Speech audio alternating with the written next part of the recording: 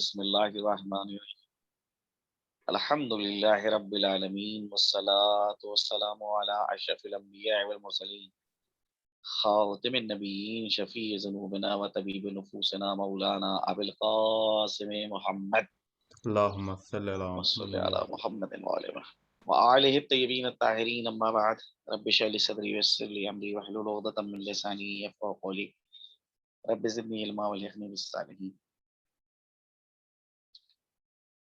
آج جس حدیث کو میں آپ لوگوں کی خدمت میں پیش کرنا چاہتا ہوں، عارف کی یہ گویا کہ صفت بیان کر رہی ہے کہ جو اللہ کی معرفت رکھتا ہے اسے کہتے ہیں عارف۔ تو اس کے اندر کیا خصوصیات پائے جاتے ہیں، کیا اوصاف پائے جاتے ہیں؟ یہ حدیث حضرت علی علیہ السلام سے ہے، جس کے اندر حضرت فرماتے ہیں العارف وجہہ مستبشر متبسم وقلبہ وجل محزون۔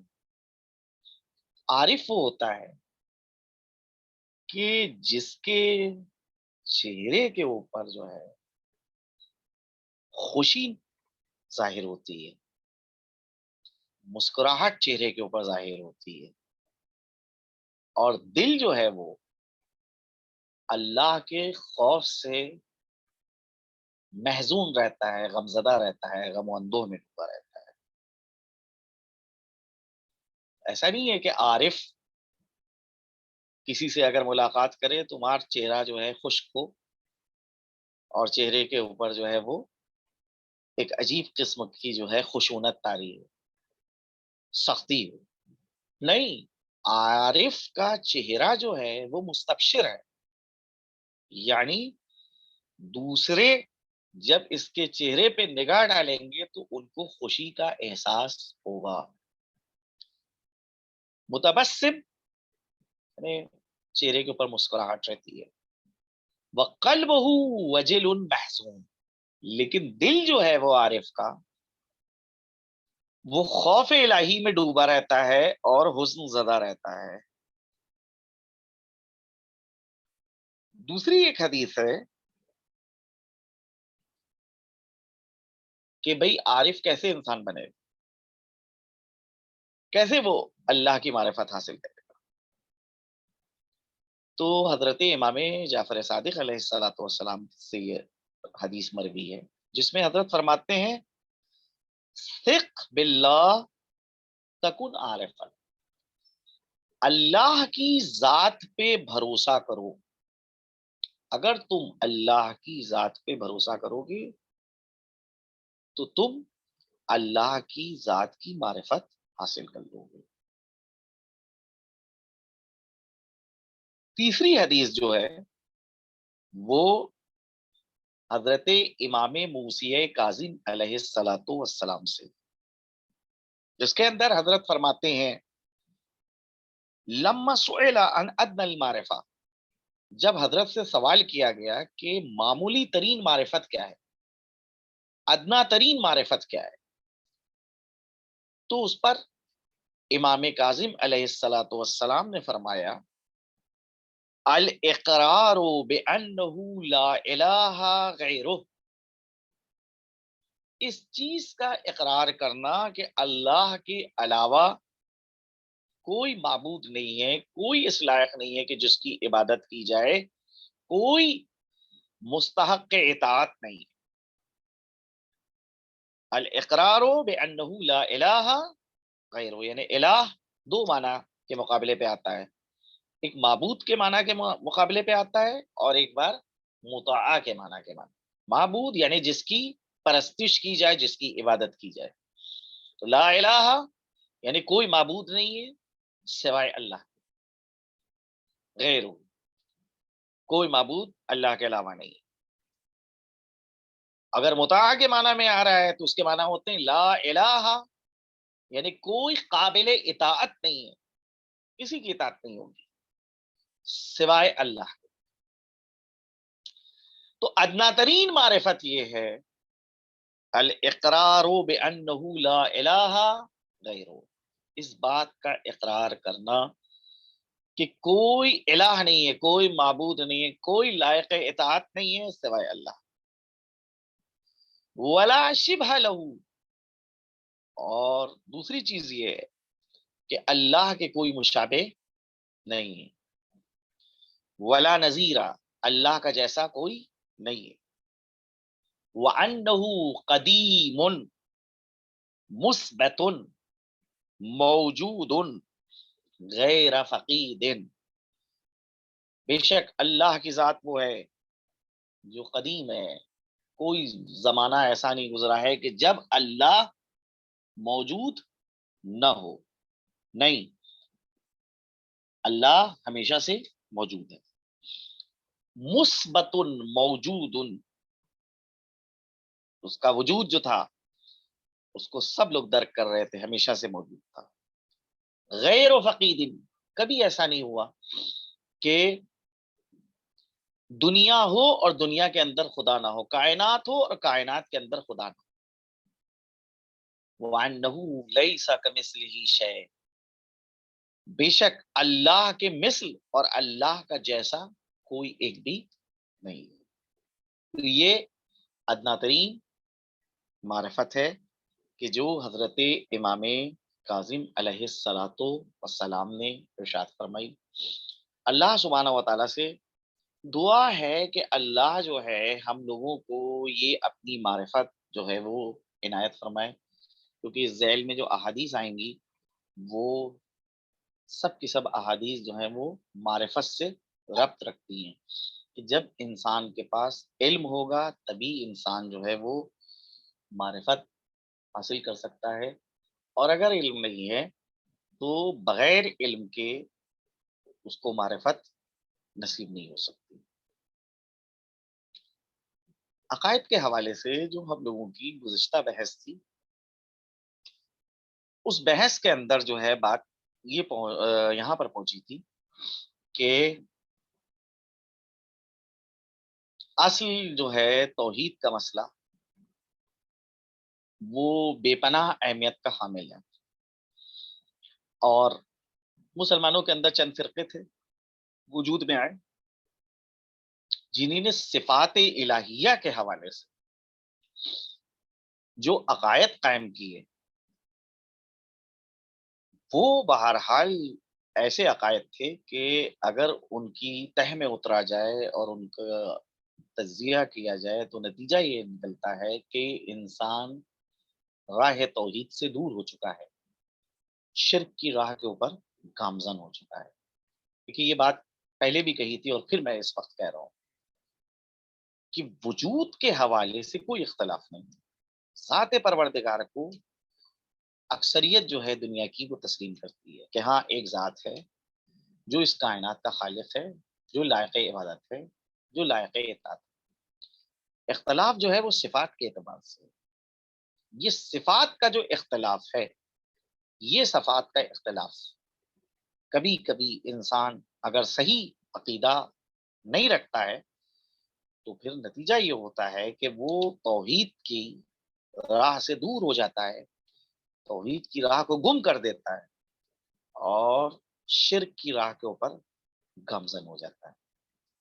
تو صفات الہیہ کے حوالے سے صحیح عقیدہ رکھنا، توحید کے جو اقسام بیان کیے گئے ان کو صحیح طریقے سے سمجھنا اور ان کی صحیح معرفت رکھنا، کہ جب کہا گیا ہے کہ یگانگی خدا، کہ اللہ ایک ہے، اکیلا ہے، تو اب اس کو مختلف اعتبار سے جو ہے ہم جو ہیں وہ ایک اکیلا مانیں گے، صفات کے اعتبار سے وہ ایک اکیلا ہے، توحید در صفات، عبادت کے اعتبار سے وہ یک و تنہا ہے، اسی کی عبادت ہوگی، اس کے علاوہ کسی کی عبادت نہیں ہوگی، قانون گزاری کے اعتبار سے وہ یک و تنہا ہے، اسی کو حق ہے قانون بنانے کا، کسی کو جو ہے اس کے مقابلے میں حق نہیں حاصل ہے کہ وہ قانون بنائے، حق کے حکومت کے اعتبار سے وہ یک و تنہا ہے، اسی کو حق حاصل ہے کہ وہ حاکم ہو، انسان میں دوسرے یعنی انسانوں کو یہ حق نہیں حاصل ہے کہ ایک انسان دوسرے انسان کے اوپر حق حکومت کرے. اس کے علاوہ تشریح کے اعتبار سے وہ اکیلا ہے. صفات اس کے عین ذات ہے. ذات اور صفت کے درمیان کسی قسم کا کوئی تغیر نہیں پایا جاتا ہے، کوئی اختلاف نہیں پایا جاتا ہے. صفات ذات کے اوپر زائد نہیں. تو توحید نظری توحید ہوتی ہے اور عملی توحید ہوتی ہے. یہ جتنے بھی عقائد ہم قائم کر رہے ہیں یہ سب کے سب جو ہے توحید نظری سے ان کا ربط ہے. لیکن عملی طور کے اوپر اگر ہم ان عقائد کو اپنے عمل کے ذریعے سے نہ ظاہر کریں تو کہا جائے گا کہ فی الحال عقیدے کے اعتبار سے ہم موحد ہیں، لیکن عمل کے اعتبار سے ہم مشرک ہیں. اور اس وقت اگر آپ ملاحظہ کیجئے گا تو آپ کو مسلمانوں کے اندر بلکہ خاص جو اپنے فرقے سے ربط رکھتے ہیں، دوستداران اہل بیت جن کو کہا جاتا ہے، ان کے اندر بھی توحید نظری کے اعتبار سے، تھیوری کے اعتبار سے تو سب کا عقیدہ جو ہے وہ ایک جیسا آپ کو ملے گا. لیکن عملی شرک لوگوں کے اندر نظر آتا ہے. یہ عملی شرک اس بات کی ترجمانی کرتا ہے کہ عقیدہ توحید صحیح نہیں ہے. تو صرف تنہا نظری اعتبار سے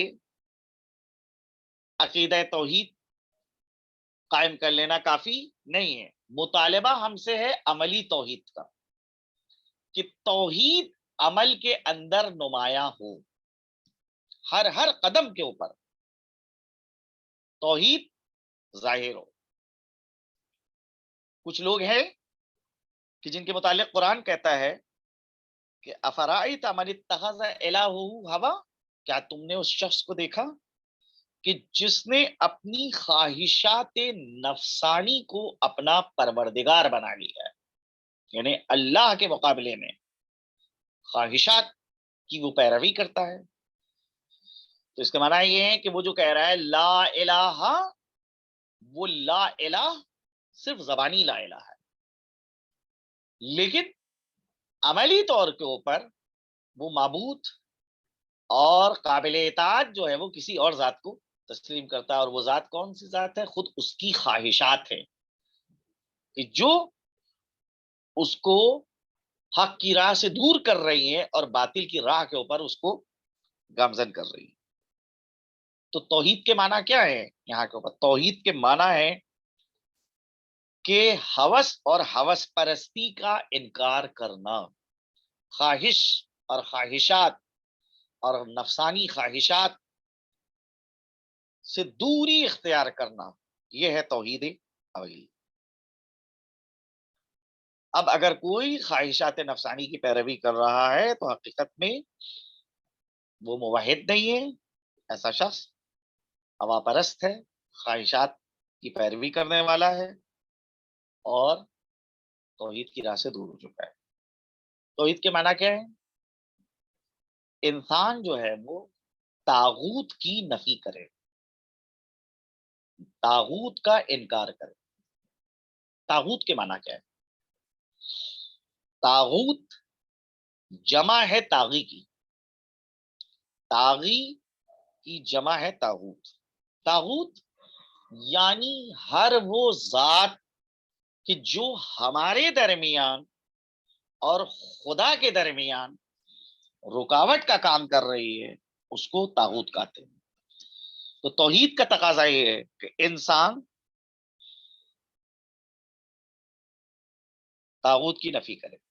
اب دیکھیے کہ سورہ نحل کی یہ آیہ کریمہ ہے 36ویں آیہ کریمہ کے، جس میں انبیاء اکرام کی دعوت کا تذکرہ کیا گیا ہے، وَلَقَدْ بَعَثْنَا فِي كُلِّ أُمَّةٍ رَسُولًا أَنِ اعْبُدُوا اللَّهَ وَاجْتَنِبُوا الطَّاغُوتَ، ہم نے ہر امت کے درمیان رسول بھیجا ہے. کوئی ایسی قوم نہیں ہے کہ جس کے درمیان اللہ سبحانہ و تعالیٰ نے نبی نہ بھیجا ہو، رسول نہ بھیجا ہو. ہر ایک کے درمیان بھیجا ہے. اور کچھ ہیں کہ جن کا تذکرہ جو ہے قرآن کے اندر موجود ہے.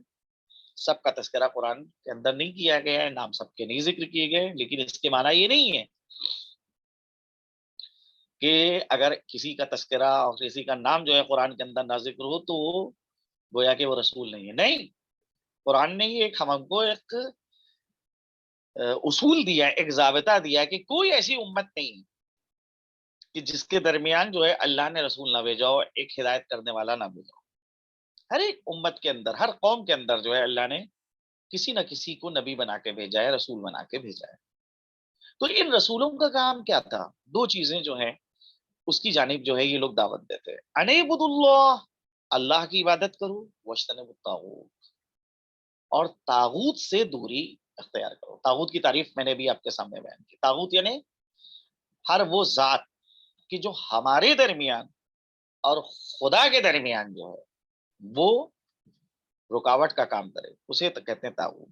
تو اب اگر ایک انسان توحید پرست ہے، عقیدہ توحید رکھتا ہے، تو لازمہ اس کا یہ ہے کہ وہ طاغوت کا انکار کرے. خدا کے مقابلے میں کسی کی طاقت کے قائل نہیں ہوں گے، خدا کے مقابلے میں کسی کے اقتدار سے متاثر نہیں ہوں گے، خدا کے مقابلے میں کسی کے پیسے سے متاثر نہیں ہوں گے، خدا کے مقابلے میں کسی کو لا کے نہیں کھڑا کریں. اگر خدا کے مقابلے میں کسی کو لا کے کھڑا کر رہے ہیں، کسی کے اقتدار سے متاثر ہو رہے ہیں، تو اس کا اقتدار بہت اہمیت رکھتا ہے. یہ اقتدار جو ہے وہ بہت ہم کو فائدہ پہنچا سکتا ہے. تو یہ عقیدہ جو ہے وہ توحیدی عقیدے کے برخلاف ہے، اور انسان جو ہے وہ راہ توحید سے دور ہو جاتا ہے. تو توحید کا تقاضا کیا ہے کہ انسان طاغوت کا انکار کرے. توحید کا عقیدہ جو ہم سے تقاضا کر رہا ہے کہ خدا کے مقابلے میں اگر کوئی بھی فرمان جاری کرے، کوئی بھی حکم دے کہ جو خدا کے حکم سے ٹکراتا ہے تو اس کے حکم کو نہیں مانا جائے گا، انکار کیا جائے گا، چاہے کوئی ہو. اگر اس کا حکم اور خدا کا حکم ٹکرا نہیں رہا ہے، اس صورت میں دیکھیے جو ہے اس کو ماننے میں کوئی حرج نہیں. مثال کے طور کے اوپر آپ کے سامنے ایک واقعہ نقل کروں. امام خمینی رضوان اللہ تعالی علیہ جب فرانس کے اندر تھے تو بہرحال یورپ میں اور جو ہے جو ممالک ہیں، مغربی ممالک، وہاں کے اوپر یہ قانون ہے کہ گھر کے اندر جو ہے وہ آپ جانور کو نہیں کاٹ سکتے. جانور کو کاٹنے کے لیے، ذبح کرنے کے لیے گورنمنٹ کی جانب سے ایک مخصوص جگہ ہوتی ہے جہاں کے اوپر جانور کو ذبح کیا جاتا ہے. پہلے جو ہے ڈاکٹر آتا ہے، چیک کرتا ہے کہ میڈیکل کے اعتبار سے جو ہے کوئی مشکل تو نہیں ہے. اس کے بعد جو ہے جب وہ اس کی سند دے دیتا ہے، اس میں مہر لگا دیتا ہے، تب وہ گوشت جو ہے وہ بازاروں میں آتا ہے اور بکتا ہے. اب امام کے خمینی رضوان اللہ تعالیٰ علیہ سے جو ملنے کے لیے لوگ آئے ہوئے تھے، اچھی خاصی تعداد وہاں کے اوپر فرانس کے اندر جو ہے جمع ہو چکی تھی. عاشور کا دن پڑا، این عاشور کا دن تھا. تو عاشور کے دن بہرحال جو ہے وہ عزاداری کا انعقاد ہو رہا ہے. تو جب عزاداری کا انعقاد ہوتا ہے تو اس میں تبرک بھی بنتا ہے. وہ چاہے ہندوستان اور پاکستان کے لوگ ہوں، وہ بھی جو ہیں وہ اپنی حیثیت کے مطابق، اپنے ذوق کے مطابق، اپنے کلچر کے مطابق جو ہے تبرک بناتے ہیں. اور ایران اور عراق کے اندر بھی جو ہے یہ چیز نظر آئی. تو وہاں کے اوپر بعض جو معتقدین تھے امام خمینی کے، ان لوگوں نے جو ہے ایک بکرا ذبح کیا اور شاید حلیم بنایا تبرک کے طور پر. جب جو ہے وہ گوشت امام کے سامنے رکھا گیا کہ نوش فرمائیے، تو امام نے اس گوشت کو کھانے سے انکار کر دیا. کہا کہ میں نے اس ملک کے اندر پناہ کی درخواست دی تھی اور وہ بہرحال جو ہے اس چیز کو قبول کیا تھا کہ میں جو ہوں آپ کے قوانین کی رعایت کروں گا۔ اب یہ قانون جو ان کے کیا ہے کہ جانور کو آپ گھر میں نہیں کاٹ سکتے، ذبح نہیں کر سکتے، یہ قانون کوئی ایسا قانون نہیں ہے کہ جو اسلامی قوانین سے ٹکرا رہا ہو، لہذا ہمیں کیا حرج ہے کہ ہم اس قانون کو نہ مانیں؟ کیا مشکل؟ لہذا امام نے اس گوشت کو کھانے سے انکار کر دیا۔ اب سوال اٹھتا ہے کہ کون ہے وہاں کے اوپر دیکھنے والا، کون ہے کہ جو آپ کے حوالے سے جا کے حکومت کو بتا دے گا کہ آپ نے جو ہے جانور کو ذبح کیا ہے اور گوشت کھایا ہے؟ بظاہر بہت یہ معمولی سی چیز ہے، لیکن اس معمولی سی چیز کی رعایت کی، اور امام کی زندگی میں یہ واقعہ جو ہے لکھا گیا ہے کہ وہاں کے اوپر عاشور کے دن جو ہے بکرا کاٹا گیا تھا، کیونکہ بکرا کاٹنے کی اجازت نہیں ہے فرانس کی جانب سے، لہذا امام نے اس گوشت کو کھانے سے انکار کر دیا۔ اسی کو کہتے ہیں توحید عملی، کہ انسان خلوت میں، جلوت میں، مجمع میں، تنہائی میں ایک جیسا ہو، ایک چہرہ اس کا ہو۔ ایسا نہ ہو کہ مجمع میں کوئی اور صورت ہو اور تنہائی میں کچھ اور صورت ہو۔ تو اگر کوئی حکم اللہ کی حکم سے ٹکرا رہا ہے تو وہاں پہ ہم اس حکم کو نہیں مانیں گے، صاف انکار کر دیں گے۔ لیکن اگر کوئی حکم الہی حکم سے نہیں ٹکرا رہا ہے، بظاہر اسلام سے کوئی اس حکم کا ٹکراؤ نہیں ہے، تو بہرحال کوئی حرج نہیں ہے کہ ہم اس حکم کو نہ مانیں۔ توحید یہ ہے کہ خدا کے مقابلے میں کسی کے فرمان کو نہ قبول کرنا۔ یہاں مراد یہ ہے کہ خدا کے مقابلے میں جو فرمان دے، خدا کے مقابلے میں جو حکم دے، اس کا حکم اور خدا کا حکم ٹکرائے۔ مثال کے طور کے اوپر خدا کہہ رہا ہے کہ صبح کے وقت اٹھو، نماز پڑھو، رمضان کے روزے رکھو، حج جو ہے وہ کرنے کے لیے جاؤ۔ اب وہاں کے اوپر جو ہے ماں باپ شفقت کا مظاہرہ کرے، بیجا محبت کا مظاہرہ کرے، اور بچے کو جو بالغ ہو چکا ہے اس کو صبح کے ٹائم سلا دیں کہ نہیں اتنی صبح تم کو اٹھنے کی ضرورت نہیں ہے، سو جاؤ۔ تو کیا وہاں کے اوپر لڑکے کے اوپر، بچے کے اوپر جو ہے ماننا ضروری ہے ماں باپ کے اس حکم کو؟ نہیں، یہ حکم جو ہے خدا کے حکم سے ٹکرا رہا ہے، نہیں مانا جائے گا یہاں پر۔ توحید عملی کے خلاف نہیں قبول کیے گئے۔ روزوں کے حوالے سے کہ نہیں ابھی تم جو ہو وہ روزے نہ رکھو، تم بڑے کمزور ہو، انشاءاللہ جب جو ہے 40 سال کے ہو جانا، 35 سال کے ہو جانا، اس وقت تم روزے رکھنا۔ کیا کیا جائے گا یہاں کے اوپر؟ کیا ان لوگوں کی بات کو مانا جائے گا؟ کیا نہیں، قطعا نہیں مانا جائے گا، کیونکہ یہ حکم خدا کے حکم سے ٹکرا رہا ہے۔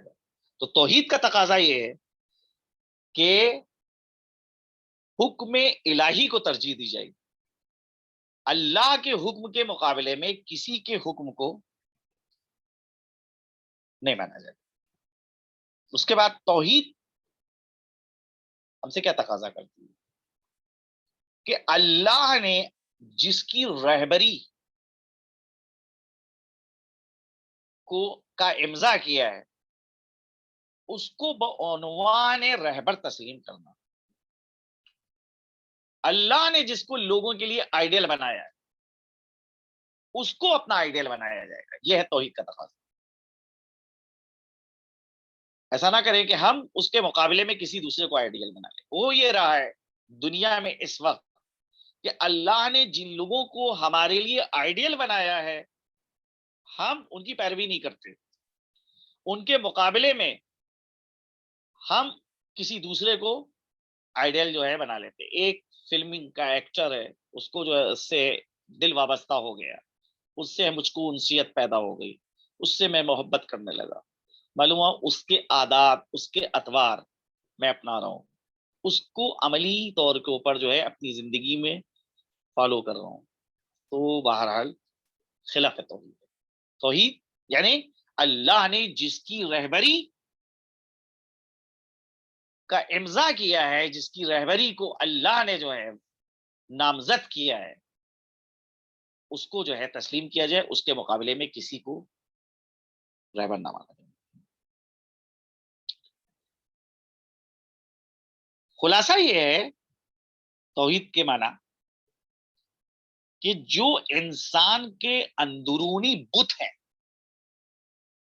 دیکھیے جو ظاہری بت ہے ان کو توڑنا آسان ہے، ان کی جو ہے عبادت انسان ترک کر دیتا ہے، عقل انسان اپنی استعمال تھوڑی سی کرتا ہے اور کہتا ہے کہ ہاں یہ کیا پتھروں کے سامنے اپنے سر کو ہم جھکا رہے ہیں، وہ بھی تو ہم کو فائدہ نہیں پہنچا سکتے۔ تو یہ بت چکنی آسان ہے، لیکن جو اندرونی بت ہے، اب یہ اندرونی بت کیا ہے؟ مثال کے طور پر کسی کی پوسٹ سے متاثر ہو جانا، کسی کے مقام سے متاثر ہونا، مال کا بت، مال و دولت کا بت، یا مثال کے طور کے اوپر شہرت کا بت، بڑی شخصیتوں سے تعلقات بنائے جائیں، اس کا بت، یہ خواہشات ہیں جو بت کی شکل اختیار کر لیتی ہیں۔ انسان لاشعوری طور کے اوپر جو ہے ان کی پوجا کرنے لگتا ہے، پرستش کرنے لگتا ہے۔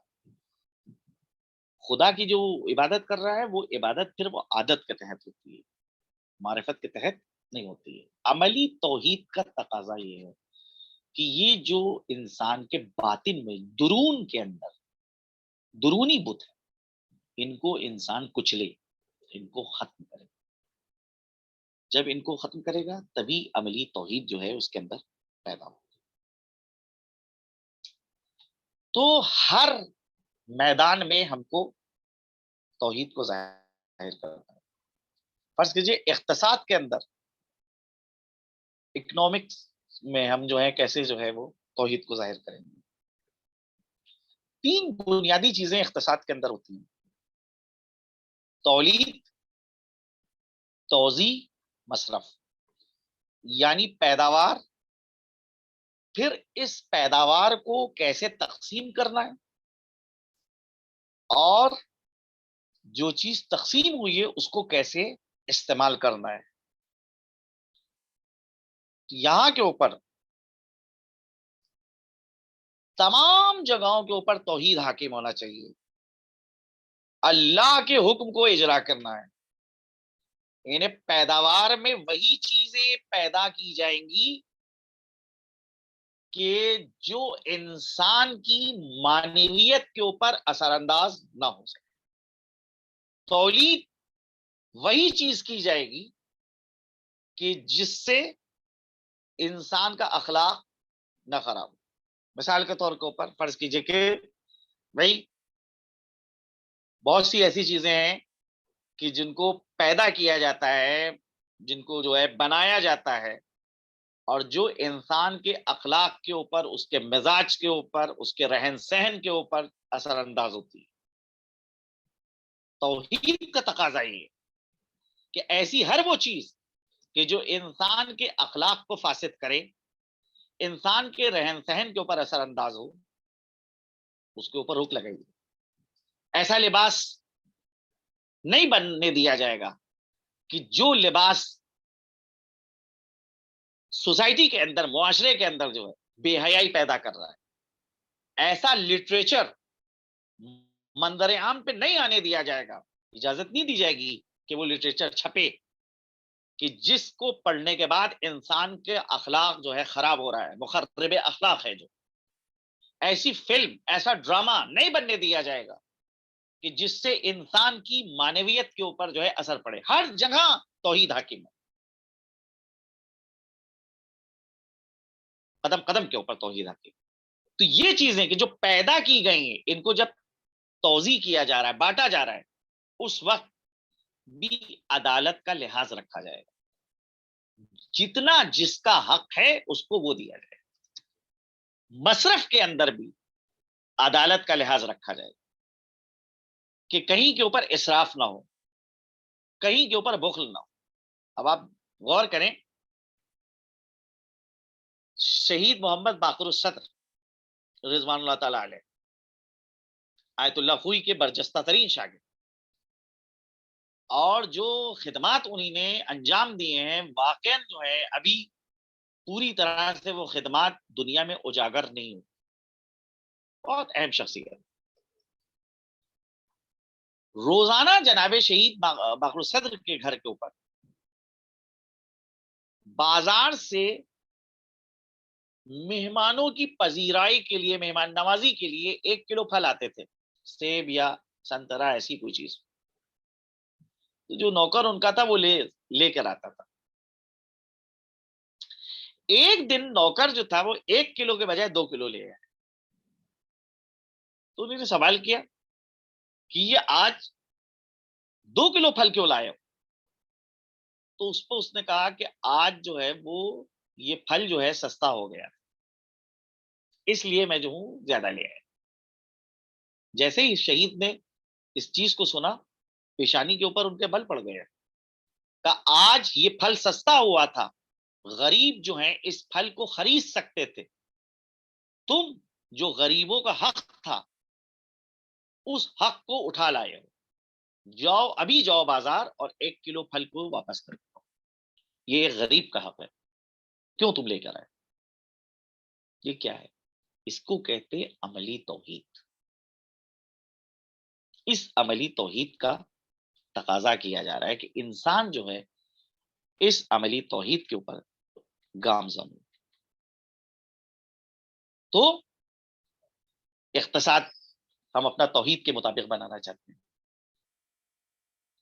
تو اقتصاد کی یہ جو بنیادی 3 رکن ہیں, پیداوار, تقسیم اور استعمال, اس کے اندر توحید حتم فرما ہونا چاہیے. ملٹری بنانا چاہ رہے ہیں, فوج بنانا چاہ رہے ہیں. ایک فوج, ایک لشکر جو ترتیب دے رہے ہیں, اس لشکر کی ترتیب میں کس چیز کو ہم مد نظر رکھیں گے؟ کا اس میں توحید کو آپ کو مد نظر رکھنا ہے, تو توحید میں جو ہے کی خاطر اگر ایک لشکر کو ترتیب دے رہے ہیں, تشکیل دے رہے ہیں اپنے ملک میں, تو ہدف اس لشکر کا انتقام خواہی نہیں ہوگا, یا ہدف اس لشکر کا یہ نہیں ہوگا کہ اپنے ملک کی زمین کو بڑھایا جائے, دوسرے ملک کی زمینوں کے اوپر قبضہ کیا جائے. ہدف اس لشکر کا یہ نہیں ہوگا کہ دوسروں کو اپنا غلام بنایا جائے. ہدف کیا ہے اس لشکر کا؟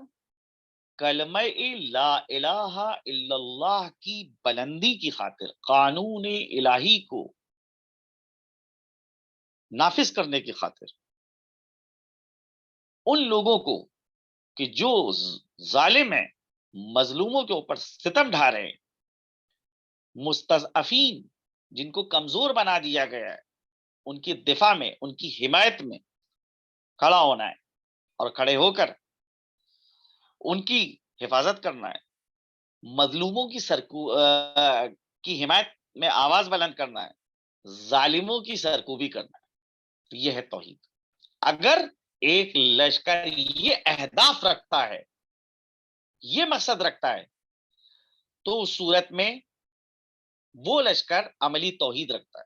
لیکن اگر وہی لشکر, فرض کیجئے کشور گشائی, یعنی ملک کی زمین کو بڑھانے کے لیے جو ہے وہ تشکیل دیا گیا ہے, اس لیے کہ فلاں سے جو ہے انتقام لے سکے, اس کے لیے تشکیل دیا گیا ہے, لوگوں کو اپنا غلام بنانے کے لیے تشکیل دیا گیا, تو یہ سارے مقاصد جو ہیں وہ توحید عملی کے برخلاف ہیں. تو لہذا عملی طور پہ توحید نہیں پائی جاتی ہے.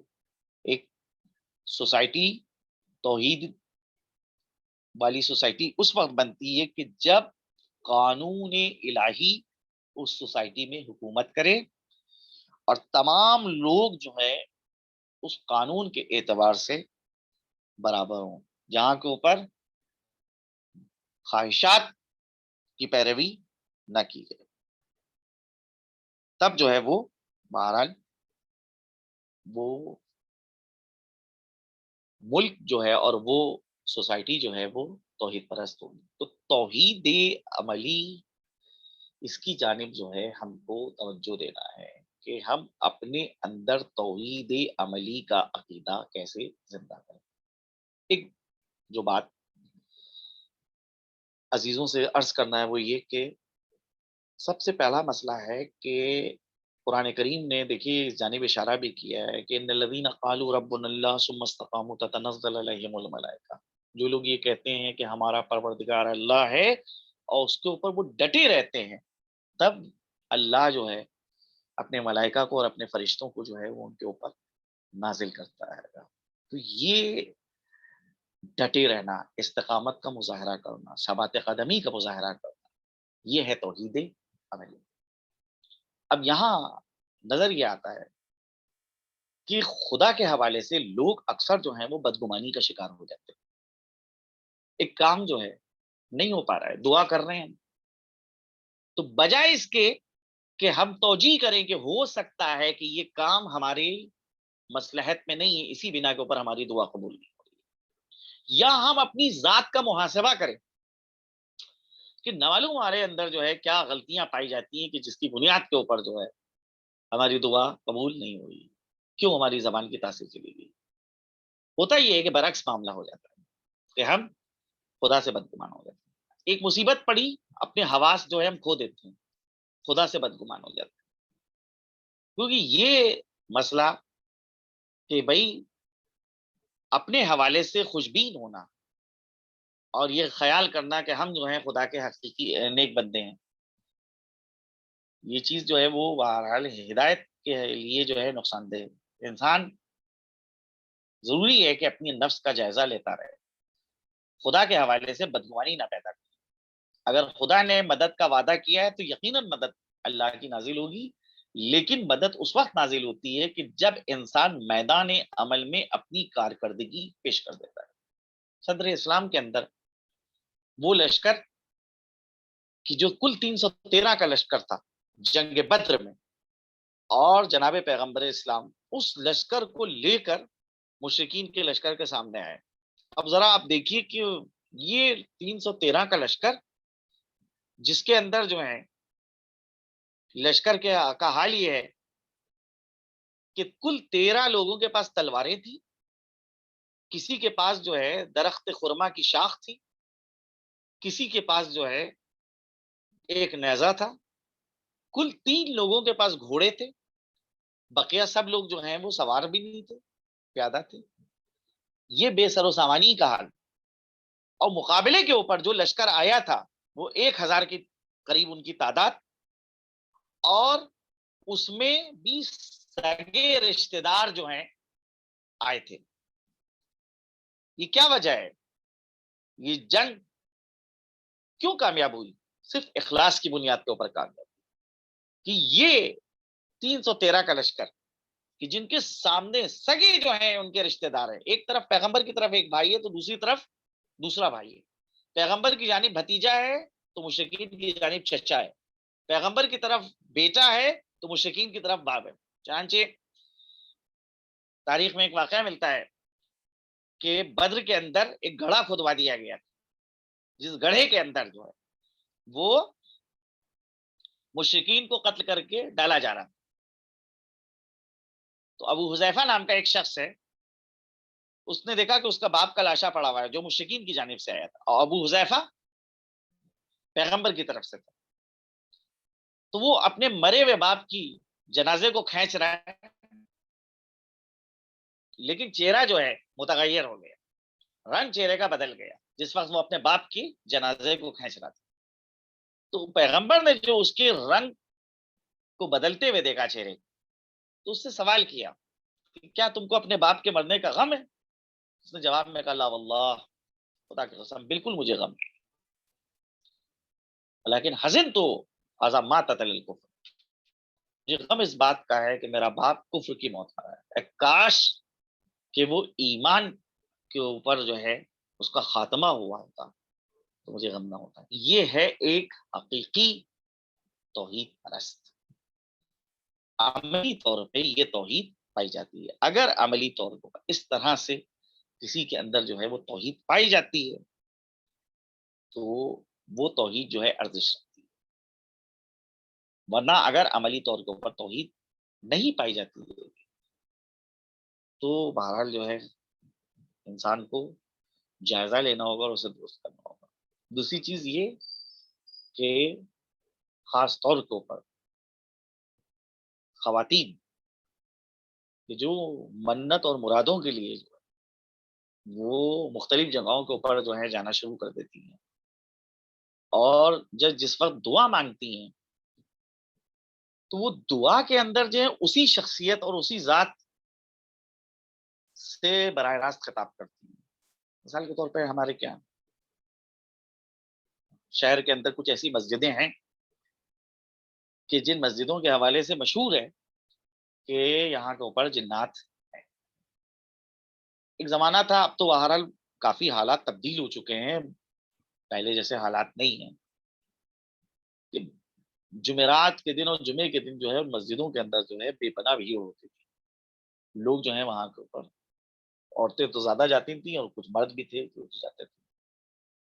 یہ صرف یہی ایک عقیدہ کہ وہاں جنات رہتے ہیں۔ اب آپ سوچئے کہ کتنی عجیب چیز ہے کہ انسان کے جس کو اشرف المخلوقات بنایا ہے، یعنی سب سے زیادہ بہتر جو ہے وہ اللہ کے نزدیک انسان ہے، اس کی مخلوق میں۔ اور یہ انسان جو ہے ایک جن کے پاس جا رہا ہے، جناتوں کے پیچھے جا رہا ہے، ان سے جو ہے اپنی مرادیں طلب کر رہا ہے، ان کو گویا کہ خدا کے مقابلے پہ لا رہا ہے۔ ٹھیک ہے، یہ خدا کے مقابلے پہ کسی کو لے کر آنا، اس سے جو ہے اپنی حاجتوں کو مانگنا، سراسر شرک ہے۔ ٹھیک ہے، لیکن مراد جو ہے وہ صرف اللہ ہی پوری کرتا ہے، اس کے علاوہ کوئی نہیں پوری کرتا ہے۔ جس طرح سے رزق کی دینے کی ذمہ داری اللہ کی ہے، اوپر ہے، وما من دابۃ فی الارض الا علی اللہ رزقها، زمین کے اندر کوئی ایسا رینگنے والا جاندار نہیں ہے کہ جس کے رزق کی ذمہ داری خدا کے اوپر نہیں۔ اب رزق انسان جو ہے دو طریقوں میں سے کسی ایک طریقے سے حاصل کرتا ہے، یا تو جائز طریقے سے حاصل کرتا ہے یا ناجائز طریقے سے۔ دیکھیے رزق انسان تک پہنچے گا لیکن وسیلہ رزق کا وہ انسان کے ہاتھ میں قرار دیا ہے، چاہے تو حلال طریقے سے اس رزق کو لے لو اور چاہے حرام طریقے سے۔ جیسے وہ آپ نے واقعہ سنا ہے کہ جناب امیر جو ہیں مسجد کے اندر گئے، ایک شخص باہر کھڑا تھا، اس کے سپرد جو ہے وہ گھوڑا کیا کہ میں نماز پڑھ کے ابھی آتا ہوں، جب تک کہ میرے تم گھوڑے کی دیکھ بھال کرو۔ اس شخص نے عجلت کا مظاہرہ کیا، جلد بازی کی، اور اس گھوڑے کے اوپر جو زین پڑی ہوئی تھی اس زین کو اٹھایا اور لے جا کے بازار میں بیچ دیا۔ ادھر حضرت نماز سے پہلے اپنی جیب سے 2 درہم نکال کے مسلح پہ رکھ چکے تھے، جب باہر نکلیں گے تو یہ 2 درہم اس کو دے دیں گے، لیکن جب باہر آئے تو دیکھا گھوڑا کھڑا ہے اور زین جو ہے غائب ہے۔ چنانچہ گھوڑے کو لیا، بازار میں گئے، دیکھا وہی زین بک رہی ہے، پوچھا کتنے کی ہے، کہا 2 درہم کی۔ 2 درہم کی زین لی، تو وہ 2 درہم جو جناب امیر کے توسط سے اس تک کے پہنچتے وہ حلال طریقہ تھا اور حلال وسیلہ، لیکن اس نے جلد بازی کا مظاہرہ کیا، صبر نہیں کیا، نتیجہ یہ ہوا کہ وہی 2 درہم حرام طریقے سے اس تک کے پہنچے۔ تو وسیلہ رزق کا انسان خود اختیار کرتا ہے، چاہے حلال وسیلہ اختیار کرے چاہے حرام وسیلہ اختیار کرے، اور بہرحال یہ رزق اس تک کے پہنچے گا۔ کسی نے حضرت علی سے پوچھا تھا کہ اگر ایک شخص کو ایک کمرے کے اندر بند کر دیا جائے، کوئی اس کمرے کے اندر نہ جا سکتا ہے نہ آ سکتا ہے، تو کیسے اللہ جو ہے اس کو رزق اس تک کے پہنچائے گا؟ حضرت نے فرمایا تھا جس راہ سے اس کی موت کو اس تک کے پہنچائے گا اسی راہ سے جو ہے اس کے رزق کو اس تک کے پہنچائے گا۔ تو رزق کا وسیلہ انسان اختیار کرتا ہے، رزق دینے کی ذمہ داری خدا کی۔ ویسے ہی دعا کی قبولیت اللہ کرتا ہے، دعا کو اللہ قبول کرتا ہے۔ اب یہ دعا دو طریقوں سے ہم خدا کی بارگاہ میں بھیج رہے ہیں، ایک صحیح وسیلے کے ذریعے سے اور ایک غلط وسیلے کے ذریعے سے۔ صحیح وسیلہ خود نیک اعمال ہیں، یا ائمہ طاہرین کی ذات کو وسیلہ بنایا جا سکتا ہے، انبیاء اکرام ہیں، اللہ کے صفات ہیں، اللہ کے اسماء ہیں، ان کو وسیلہ بنایا۔ غلط وسیلہ جنہوں کو ہم جو ہے وسیلہ بنائیں، یا مثال کے طور کے اوپر جو ہے کسی اور انسان کو جو ہے ہم وسیلہ بنائیں، تو بہرحال جو ہے اس جانب توجہ دینا چاہیے کہ یہ طریقہ جو ہے وہ غلط طریقہ ہے، کہ ہر جگہ جو ہے مزار پہ حاضر ہوئے جا رہے ہیں، اور وہاں جناب جو ہے مسجدوں کے اندر جو ہے بجائے خدا کی عبادت کرنے کے وہاں ہم جنوں کی عبادت کرنا شروع کر دیں۔ یہ سب جو ہیں یہ چیزیں عملی توحید کے برخلاف ہیں، جن سے انسان کو پرہیز کرنا چاہیے، بچنا چاہیے۔ بہرحال یہ درس جو ہے وہ عقائد کا فی الحال جو ہے وہ یہیں کے اوپر رک رہا ہے۔ فقہ کے حوالے سے کچھ آپ کے سامنے جو ہیں مسائل جو ہیں وہ بیان کیے جا رہے ہیں، انشاءاللہ جو ہے خداوند کریم ہم کو یہ توفیق دے کہ ہم توحید نظری کو کے ساتھ ساتھ توحید عملی جو ہے وہ بھی اپنے اندر پیدا کریں۔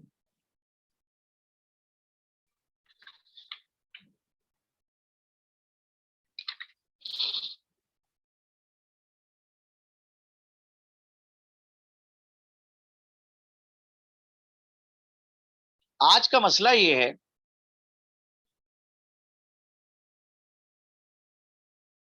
کہ اگر ایک میزبان کو کھانے کے دوران پتہ چلے کہ غذا نجس ہے، یعنی جو کھانا رکھا گیا ہے وہ نجس ہے،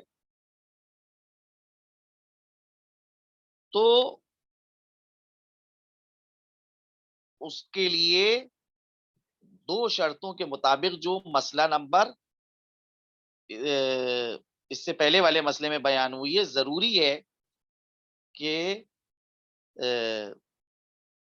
مہمان کو جو ہے وہ آگاہ کر دے۔ وہ دو شرطیں جو مسئلہ نمبر 143 کے اندر ذکر کی گئی تھی۔ 143 کے اندر جو چیز نجس دھوئی جا سکتی ہو اسے بیچنا یا ادھار دینے میں کوئی حرج نہیں، لیکن اس کے نجس ہونے کے بارے میں جب یہ دو شرطیں موجود ہو تو خریدنا یا ادھار لینے والے کو بتانا ضروری ہے۔ پہلی شرط، جب اندیشہ ہو کہ دوسرا فریق کسی واجب حکم کی مخالفت کا مرتکب ہوگا، یعنی اس نجس چیز کو کھانے یا پینے میں استعمال کرے گا۔ اگر ایسا نہ ہو تو بتانا ضروری نہیں ہے۔ مثلا لباس کے نجس ہونے کے بارے میں بتانا ضروری نہیں ہے، جسے پہن کر دوسرا فریق نماز پڑھے۔ یعنی ایک لباس نجس تھا تو اب اگر اس کو جو ہے دوسرے شخص نے اٹھا لیا ہے تو آپ کو بتانے کی ضرورت نہیں ہے کہ یہ لباس نجس ہے، تم اس لباس کو نہ پہننا، کیونکہ لباس کا پاک ہونا شرط واقعی نہیں ہے، شرط ظاہری ہے۔ دوسری شرط، جب بیچنے یا ادھار دینے والے کو توقع ہو کہ دوسرا فریق اس کی بات پر عمل کرے گا، اور اگر وہ جانتا ہو کہ دوسرا فریق اس کی بات پر عمل نہیں کرے گا تو اسے بتانا ضرور۔ تو دوسری شرط میں یہ ہے کہ آپ اس وقت بتائیے کہ جب آپ کو اس بات کا یقین ہو کہ آپ کی بات کو مانا جائے گا، آپ کی بات کو رد نہیں کیا جائے گا۔ تو اب اگر اس بات کا یقین ہے کہ نہیں، بات نہیں مانی جائے گی، رد کر دی جائے گی، تو پھر وہاں پہ بتانا ضروری نہیں ہے۔ تو اب یہ مسئلہ جو ہے یہاں پہ کہ اگر میزبان کو کھانا کھانے کے دوران پتا چلے کہ غذا نجس ہے، تو وہ جو ابھی دو شرطیں بتائی گئی ہیں، دونوں شرطوں کے مطابق جو مسئلہ نمبر 143 میں بیان ہوئی ہیں، ضروری ہے کہ مہمان کو اس کے متعلق آگاہ کر دیں۔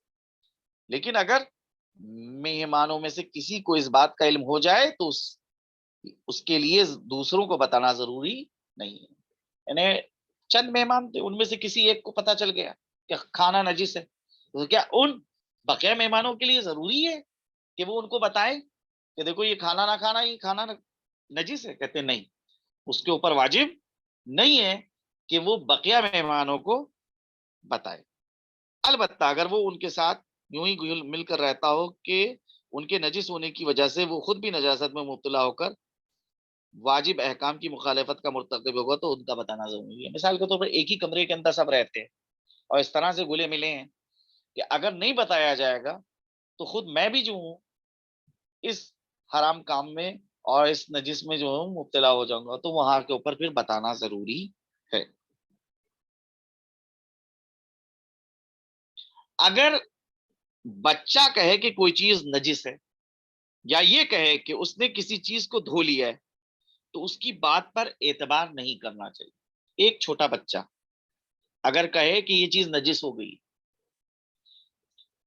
یا جو ہے وہ یہ کہے کہ میں نے اس کو دھو لیا ہے تو کیا اس کی بات مانی جائے گی؟ کہتے ہیں کہ نہیں، اس کی بات پہ اعتبار نہیں کیا جائے گا. لیکن اگر بچے کی عمر مکلف ہونے کے قریب ہو، مثال کے طور پہ بالکل چھوٹا بچہ نہیں ہے، 13 سال کا ہے، 14 سال کا ہے، پوری طرح سے ابھی اس کے اوپر بالغ نہیں ہوا ہے، اور وہ کہے کہ اس نے اس چیز کو پانی سے دھویا ہے، جبکہ وہ چیز اس کے استعمال میں ہو یا بچے کا قول اعتماد کے قابل ہو تو اس کی بات قبول کر لینی چاہیے. 13 سال کا بچہ ہے، اب اگر وہ یہ بات کہہ رہا ہے تو بہرحال کیونکہ وہ بالغ ہونے کے نزدیک ہے گا تو، اور اس کی بات پہ اعتماد بھی رہتا ہو کہ ہاں قابل بھروسہ ہے، جھوٹ نہیں بولتا ہے، غلط بیانی سے کام نہیں لیتا ہے، تو اس کی بات مان لی جائے گی. اور یہی حکم ہے کہ جب بچہ کہے کہ وہ چیز نجس ہے تو پھر اس کی بات کو مان لیا جائے گا.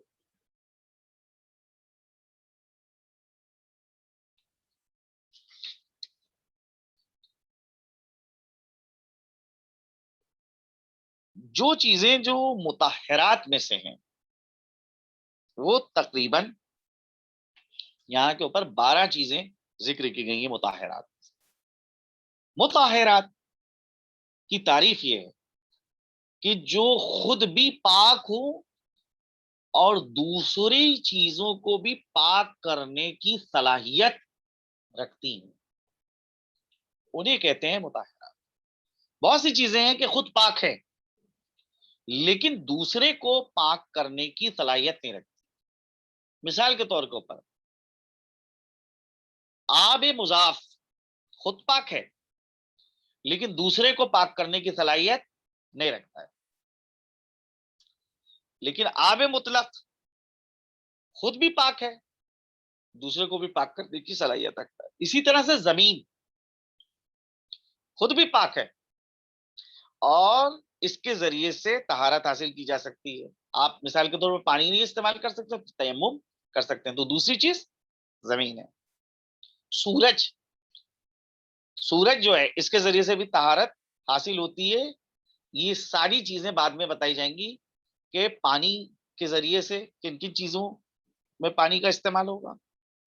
سورج، زمین یعنی مٹی کے ذریعے سے کہاں سے طہارت حاصل کی جائے گی، سورج کے ذریعے سے کیسے طہارت حاصل ہوتی، استحالہ کیا ہے، انقلاب کیا ہے، انتقال کیا ہے، اسلام کیا ہے، اسلام کیسے انسان کو پاک کرے گا، طبیعت کیا چیز ہے، مسلمان کا غائب ہونا کیا ہے، ذبح کیے ہوئے جانور کے بدن سے جو خون نکل رہا ہے نکل جائے اور جو بچ جائے خون اس کا کیا حکم ہے.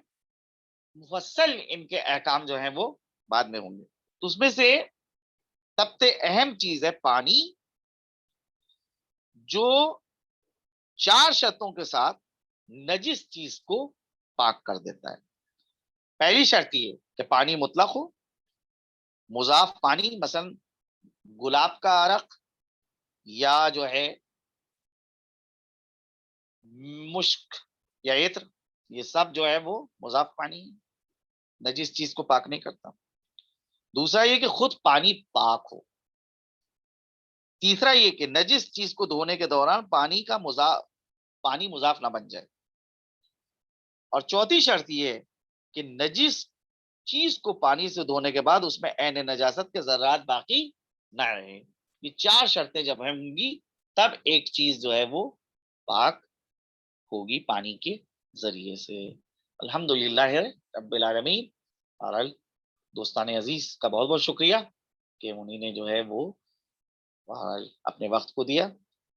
گزارش ہے کہ اگر کوئی سل کے درس کے حوالے سے کوئی سوال ہے تو وہ کر سکتے ہیں، میں